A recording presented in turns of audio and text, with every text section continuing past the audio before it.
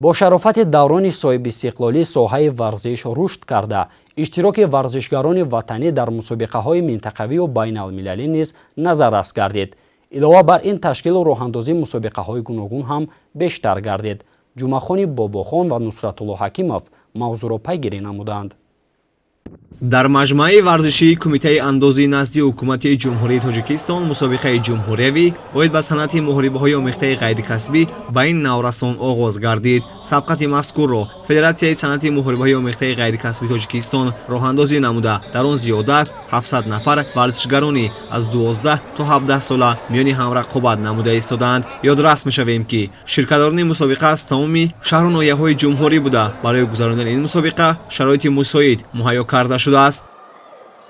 беҳтаринҳо барои рохат ба чемпионати ҷаҳон ки дар шаҳри Абу-Даби Амироти Муттаҳидаи Араб баргузор мегардад интихоб мегарданд.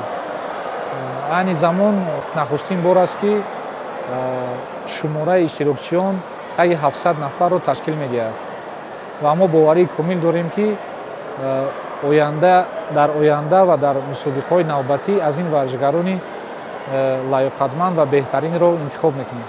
тавре ба назар расид барои рақобати варзишгарон шароити мусоид таъмин гардида ҳар як иштирокчӣ дар вазнҳои мухталиф миёни ҳам қуввозмоӣ намуда истоданд. Ба иттилои масъулин ин мусобиқа давоми 3 рӯз идома меёбад. Ин аввалин сабқате аст ки бо иштироки зиёди варзишгарон сурат мегирад. ҳамзамон нафароне ки дар ин мусобиқа ғолибият ба даст меоранд барои иштирок дар мусобиқаи ҷаҳонӣ ки дар шаҳри Абу-Даби Амироти Муттаҳидаи Араб моҳи августи соли равон доир мешавад, роҳхат пайдо мекунанд. Маврид ба қайд аст ки ин риштаи варзиш низ таи солҳои охир рушд намуда дар муддати кӯтоҳ тавонист ихлосмандони худро пайдо намояд. ҳамин аст ки ширкати варзишгарони ин нави варзиш дар арсаи байналмилалӣ низ назаррас арзёбӣ гардида дастовардҳои онҳо шоистаи таҳсин аст. Бояд гуфт ки Федератсияи санъати муҳорибаҳои омехтаи ғайрикасбии Тоҷикистон дар миёни дигар риштаҳои варзиш ҷавонтарин федератсия ба ҳисоб рафта мавқеи худро дар миёни дӯстдорони ин навъи варзиш ишғол кардааст. ҳамин аст ки соли 2022 варзишгарони федератсия